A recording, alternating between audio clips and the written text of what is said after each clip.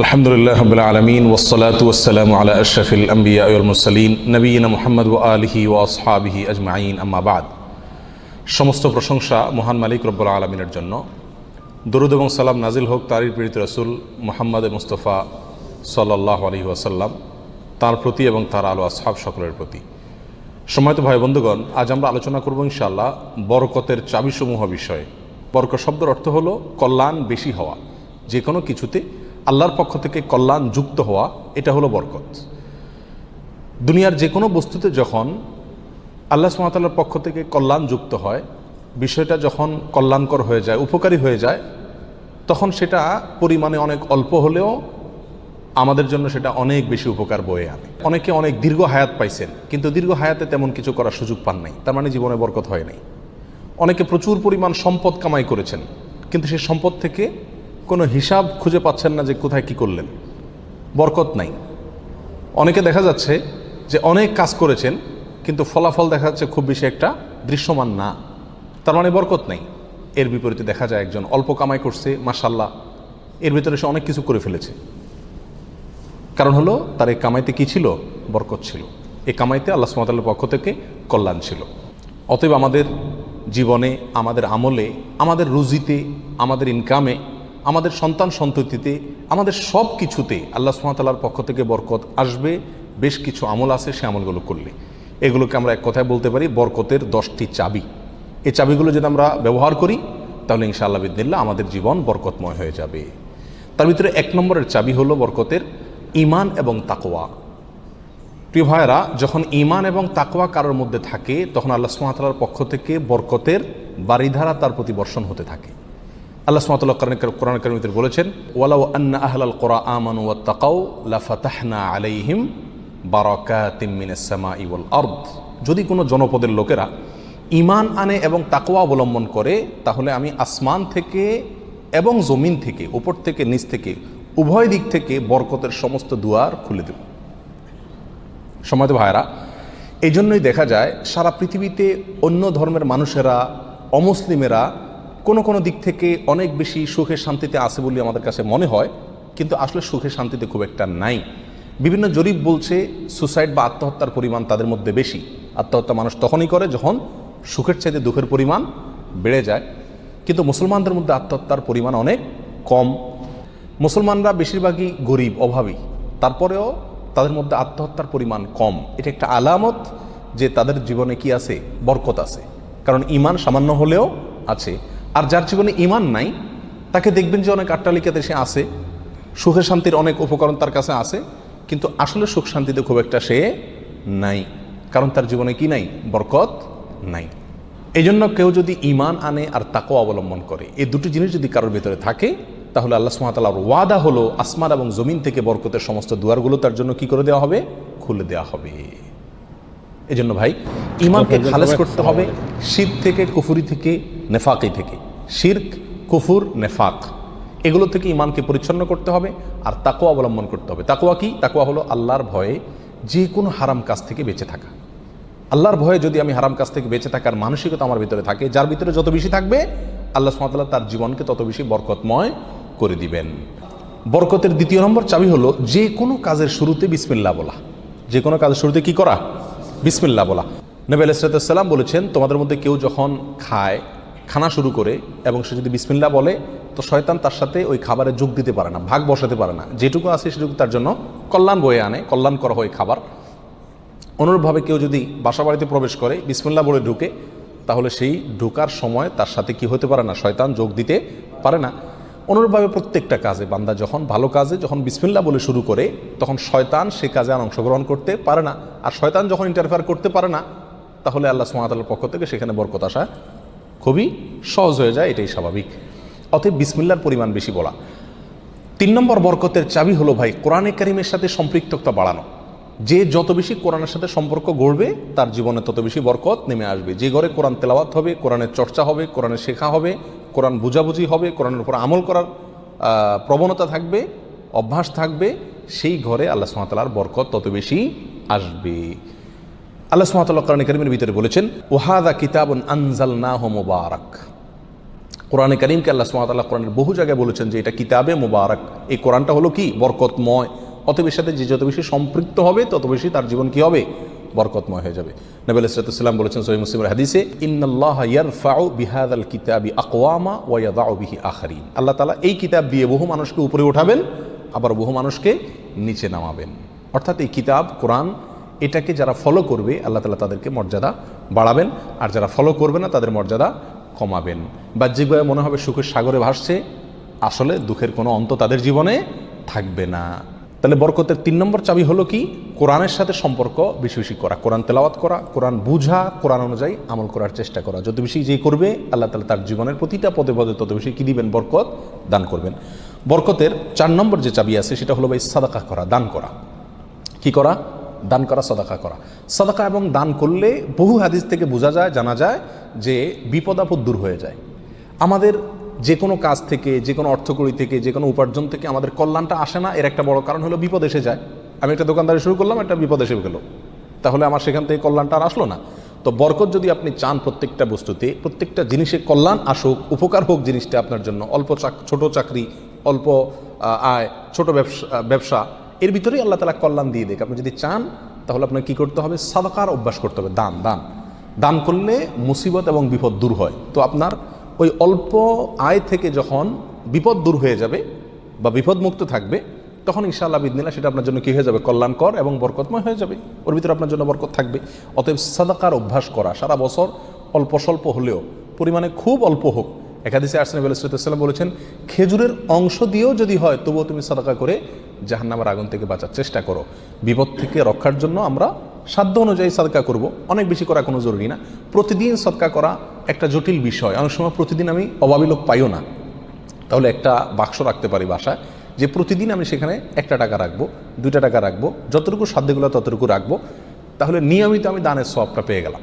এই টাকাটা অভাবী লোকের, পরে কয়দিন পর পর খুলে আমি দিয়ে দিলাম মানুষকে, তাহলে প্রতিদিন সদকার আমলটা হয়ে গেল। এবং সদকা নিয়মিত করলে কি হয়, বরকত প্রত্যেকটা ক্ষেত্রে নেমে আসে। নাম্বার 5, বরকতের 5 নম্বর চাবি হলো ভাই, আত্মীয় স্বজনের সাথে সম্পর্ক ভালো রাখা। এটা বহুল পরীক্ষিত একটি আমল ভাই। আত্মীয় স্বজনের সাথে যে যত বেশি সম্পর্ক ভালো রাখে, মা বাপ, ভাই বোন, ফুফু, চাচা, কাছের লোকজন, রক্ত সম্পর্কীয় লোক যারা, বিশেষ করে তাদের সাথে যে যত বেশি সম্পর্ক ভালো রাখে এবং তাদের সাথে সম্পর্ককে নষ্ট করে না, তারা যদি দুর্ব্যবহার করে তো নিজের পক্ষ থেকে ভালো ব্যবহার করার চেষ্টা করে, তো এই লোকের জীবনে আল্লাহ তাআলা বরকত দান করেন। এটা পরীক্ষিত বিষয়। অতএব এই চাবিটি বরকতের, এটা খুবই গুরুত্বপূর্ণ। 5 নম্বর, অর্থাৎ আত্মীয় স্বজনের সাথে, রক্ত সম্পর্কীয় লোকদের সাথে কী করতে হবে, সম্পর্ক সবসময় বিল্ড আপ করার চেষ্টা করতে হবে, তাদের খোঁজখবর নিতে হবে, সাধ্য অনুযায়ী তাদের পাশে দাঁড়াতে হবে। যদি পাশে দাঁড়াতে নাও পারেন, অন্তত সম্পর্কটাকে কী করতে হবে, ভালো রাখার চেষ্টা করে যেতে হবে। নাম্বার 6, বরকতের 6 নম্বর চাবি হলো ভাই, সকালবেলায় ভোরে ভোরে কাজে যাওয়া। নবী আলাইহিস সালাম দোয়া করেছেন, আল্লাহুম্মা বারিক লি উম্মতি ফি বুকুরিহা, আল্লাহ আমার উম্মতকে সকালবেলা আপনি বরকত দান করবেন। অন্য এক রওয়ায়াতে আসছে বুরিক লি উম্মতি ফি বুকুরিহা, তিনি বলেছেন আমার উম্মতের জন্য সকালবেলার সময়টাতে বরকত দেওয়া হয়েছে। অতএব সকালের সময়টাতে আপনি ঘুমায় থাকেন, তাহলে বরকত কোত্থেকে আসবে? এই টাইমটাতে কাজ করতে হবে। এবং কিছু কিছু কাজ আছে, কিছু কিছু পেশা আছে যে সকালবেলা করার মতন, আপনি মার্কেটে দোকান আছে, সকালে ভোরে খোলার সিস্টেম নাই, তাহলে সেটা তো আপনি খুলবেন না। কিন্তু অন্তত তার প্রস্তুতি, প্রাক প্রস্তুতিগুলো সকাল থেকে হয়ে যাওয়া উচিত। এবং সকালের টাইমটা আসলে ঘুমের কোনো উপযুক্ত টাইম না। আপনি রাতে ভালো করে ঘুমান, বেশি করে ঘুমান, সকালে ঘুমাবেন না, দুপুরে ঘুমান, কিন্তু সকালে ঘুম এটা কোনো প্রশংসনীয় ঘুম নয়, স্বাস্থ্যের জন্য ভালো নয়, ইসলামী দৃষ্টি থেকেও খুব বেশি প্রশংসনীয় নয়। এই জন্য সকালবেলা যদি কাজে বের হওয়া যায় তাহলে ইনশাআল্লাহ জীবনে কি আসবে, বরকত আসবে। যে কাজই করেন আপনি সকালবেলা, সেই কাজে আল্লাহ তাআলা কি দিবেন, বরকত দান করবেন। নাম্বার 7, বরকতের 7 নম্বর চাবি হলো ভাই, নিজে 5 ওয়াক্ত সালাত আদায় করতে হবে এবং পরিবারের লোকদেরকে সালাতের নির্দেশ করতে হবে। বহু লোক নিজে নামাজ পড়ে, কিন্তু বাচ্চা কাচ্চা, ফ্যামিলির লোকজন তারা নামাজ পড়ছে কিনা সে বিষয়ে কী করে না, খবর রাখে না। আল্লাহ সুবহানাহু ওয়া তাআলা কোরআন কারীমের ভিতরে বলেছেন, ওয়া উমুর আহলাকা বিস-সালাত, তুমি তোমার পরিবারকে নামাজের নির্দেশ করো, নিজে তো পড়তেই হবে, পরিবারকেও নির্দেশ করো, ওয়াসতাবির আলাইহা, এবং এটার উপর অটল থাকো, ধরে রাখো এটাকে। তাহলে কি হবে, লা নাসআলুকা রিজকা, আমি তোমাদের কাছ থেকে, আল্লাহ বলছেন আমি তোমাদের কাছ থেকে রিজিক চাই না, নাহনু নারযুকুকা ওয়াল আকিবাতু লিত-তাকওয়া, বরং এই কাজ করলে, আমল করলে আমি তোমাদেরকে রিজিক দিব, বরকত চলে আসবে ইনশাআল্লাহ। নামাজ নিজে পড়তে হবে এবং পরিবারকে নামাজের নির্দেশ করতে হবে। নাম্বার 8, বরকতের 8 নম্বর চাবি হলো ভাই, তাওয়াক্কুল করা আল্লাহর উপরে, আল্লাহর উপরে ভরসা করা। মুমিন যত বেশি আল্লাহর উপরে ভরসা করবে, আল্লাহ তাআলা তত বেশি তাকে সাহায্য করবেন। আর আল্লাহর প্রতি ভরসা যত কমে যাবে, আস্থা যত কমে যাবে, নির্ভরতা যত কমে যাবে, দুনিয়ার কোনো বস্তুর প্রতি যখন আস্থা বেশি হয়ে যাবে, আল্লাহ তাআলা তাকে ওই বস্তুর হাতেই বেইজ্জত করে ছাড়েন। এটাই আল্লাহ সুবহানাহু ওয়া তাআলার সুন্নাহ। যার কারণে আল্লাহর প্রতি যে যত বেশি তাওয়াক্কুল করে, আল্লাহ তাআলা তাকে তত বেশি উদ্ধার করেন এবং সাহায্য করেন। বরকতের জন্য এটা একটা অন্যতম উপায়। যে যত বেশি আল্লাহর উপরে ভরসা করবে, বিশেষ করে রিজিকের ব্যাপারে, তত বেশি আল্লাহ সুবহানাহু ওয়া তাআলার পক্ষ থেকে কী আসবে? বরকত আসবে। একটু কোনো কারণে আমাদের ইনকামের উপরে চাপ আসলে, প্রেশার আসলে আমরা অস্থির হয়ে যায়, হাউতাশ হয়ে যায়, নিরাশ হয়ে যায়। অনেকে তো আজেবাজে মন্তব্য করা শুরু করি, আল্লাহর উপর তাওয়াক্কুল থাকে না। তো আসবে কোত্থেকে রিজিক? রিজিক আসবে তখন যদি আল্লাহর উপরে ভরসাটা পূর্ণ মাত্রায় থাকে। নবী আলাইহিস সালাতু ওয়াস সালাম বলেছেন, লাউ তাওয়াক্কালতুম আলাল্লাহি হাক্কা তাওয়াক্কুলিহি, আল্লাহর প্রতি যেরকম ভরসা রাখা দরকার, যেরকম আস্থা রাখা দরকার, তোমরা যদি সেই মাপের আস্থা রাখতে পারো, নির্ভরতা আল্লাহর উপরে তোমরা রাখতে পারো, তাহলে কি হবে? লা রাযাকাকুম কামা ইয়ারযুকুত তাইর, আল্লাহ তাআলা পাখিকে যেভাবে রিজিক দেন তোমাদেরকে সেভাবে রিজিক দিবেন। সারপ্রাইজ রিজিক, কল্পনাও করতে পারবো না কোথায় আল্লাহ রিজিকের ব্যবস্থা করে রাখছেন। এরকম বরকত জীবনে নেমে আসবে যদি কি করা হয়? আল্লাহর উপরে পরিপূর্ণ তাকওয়া, এই তাওয়াক্কুল অবলম্বন করা হয়। বরকতের জন্য 9 নম্বর আমল হলো বেশি বেশি ইস্তেগফার করা। কি করা ভাই? ইস্তেগফার করা। ইস্তেগফার, উঠতে চলতে ফিরতে সব সময় ইস্তেগফার করা। আস্তাগফিরুল্লাহ ওয়া আতুবু ইলাইহি, আস্তাগফিরুল্লাহাল্লাযী লা ইলাহা ইল্লা হুয়াল হাইয়ুল কাইয়্যুম ওয়া আতুবু ইলাইহি। অথবা সাইয়্যিদুল ইস্তেগফার পড়া। কিচ্ছু না পারেন, শুধু আস্তাগফিরুল্লাহ পড়া, আস্তাগফিরুল্লাহ আস্তাগফিরুল্লাহ আস্তাগফিরুল্লাহ ওয়া আতুবু ইলাইহি, এতটুকু পড়া। এবং যখন পড়বেন অর্থ বুঝে পড়বেন, আল্লাহর কাছে ক্ষমা চাচ্ছেন আপনি। আর ক্ষমা চাইলে ক্ষমা চাওয়ার মোড থাকে আলাদা।